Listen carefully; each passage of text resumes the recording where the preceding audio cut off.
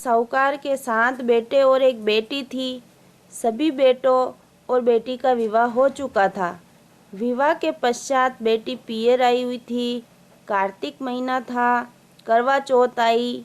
सेठानी ने अपनी बहुओं और बेटी सहित चौथ माता का व्रत किया। रात्रि को साहूकार के बेटे घर आए तो बहन को कहा, आओ सब साथ भोजन कर ले। तब बहन बोली, आज मेरा व्रत है। दिन भर उपवास रखने से भूख के कारण बहन का मुख उदास हो गया था। तब भाइयों से देखा न गया।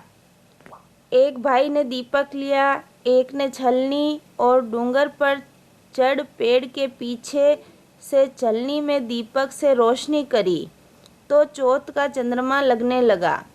तब दूसरा भाई कहने लगा, बहन चंद्रमा उग गया है, अर्घ दे दे। तब ननंद ने भाभियों को आवाज़ लगाई कि चांद निकल गया। तब भाभियाँ बोली, ननंद भाई ये आपका चंद्रमा है, हमारा चंद्रमा अभी तक नहीं उगा। बहन ने चंद्रमा को अर्घ दिया और भाइयों के साथ भोजन करने बैठ गई। पहला कवा लिया तो बाल निकला, दूसरे कवे में छींक हुई और तीसरे कवे में पति के बीमार के समाचार आए। माँ बेटी को विदा करने के लिए कपड़े निकालने लगी तो सारे काले कपड़े हाथ आए। साथ में एक सोने की मोहर दी और कहा कि जो भी ससुराल के रास्ते में मिले सभी को पांव लगती जाना। जो तुझे सुहाग का आशीष देवे उसी को ये मोहर दे देना। बेटी ने ऐसा ही किया। पूरे रास्ते में जो मिला उसके पांव छूती हुई गई, परंतु किसी ने उसे सुहाग का आशीष नहीं दिया। घर में घुसते ही पलने में जेठूती सो रही थी। उसके पांव लगी तो उसने सुहाग का आशीष दिया तो उसने वह सोने की मोहर जेठूती को दे दी। आगे देखा तो उसका पति मरा पड़ा था। लोग उसे ले जाने लगे तो उसने ले जाने के लिए मना कर दिया। सब लोग परेशान हो गए और गांव के बाहर एक झोपड़ी बनाकर उसमें मुर्दा रख दिया। अब वह हमेशा अपने पति के पास रहती। अब वह हमेशा इधर सास घर का बचा हुआ खाना उसके लिए भेज देती।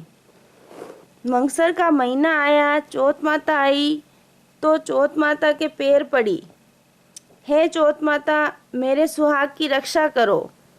तब चौथ माता बोली, करवो ले 7 भाइयारी बहन, करवो ले बिलन बाई, करवो ले चालनी में चांद देखनी, करवो ले धनी भूखाली, करवो ले डूंगर दू लगानी, करवो ले भरत भागनी, करवो ले। वो बोली, अगले माह की चौथ आवे उसके पैर पकड़ना, मेरे पैर छोड़। फिर अगली चौथ आई, उसने भी यही कहा और चली गई। ऐसे करते सभी ये कहकर चली जाती है कि अगली को कहना। आसोज की चौथ आई, तब उसने उसके पैर पकड़े तो उसने बताया, तुमने कार्तिक में करवा चौथ माता को नाराज किया, उसी से तुम्हारा सुहाग लिया है, वही वापस कर सकती है, अतः तुम कार्तिक की चौथ के पैर पकड़ना। और वह चली गई।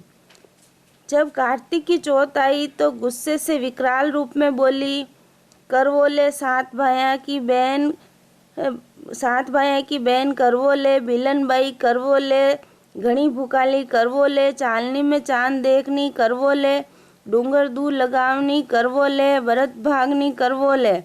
ये सुनकर उसने चौथ माता के पैर पकड़ लिए और विनती करने लगी, हे माता मुझसे भूल हो गई, मुझे क्षमा करें, अब कभी भूल नहीं करूँगी। मेरा सुहाग आपके हाथ में है, आप ही मुझे सुहागिन करें। तब चौथ माता को दया आई। उन्होंने प्रसन्न होकर आँखों से काजल, नाखूनों से मेहंदी, मांग में से सिंदूर लेकर तर्जनी अंगुली से अमृत का छींटा दिया तो मुर्दा उठकर बैठ गया। उसकी झोपड़ी महल बन गई। पति बोला, आज मैं बहुत सोया। तब वह बोली, ऐसी नींद आपके दुश्मन को भी न आवे। तब उसने बताया, आप 1 वर्ष से सो रहे थे। ये तो करवा चौथ माता की कृपा से आपको नया जीवन मिला है। दोनों खुशी खुशी चौपट खेलने लगे। तब हमेशा की भांति ननंद खाना लेकर आई तो वह आश्चर्य करने लगी कि झोंपड़ी के बजाय ये महल कैसे। लेकिन अंदर से जब भाई भाभी की आवाज़ सुनी तो वह दौड़ी दौड़ी शुभ समाचार लेकर माँ के पास गई। माँ ने जब सुना तो वह परिवार वालों के साथ वहाँ गई। सास बहू के पैर पड़ने लगी। बहू, तेरी वजह से आज मेरा बेटा जीवित हुआ है।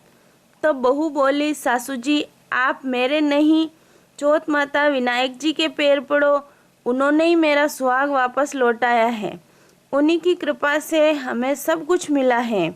हे चौथ माता, उसको सुहाग दिया जैसा सबको अमर सुहाग देना।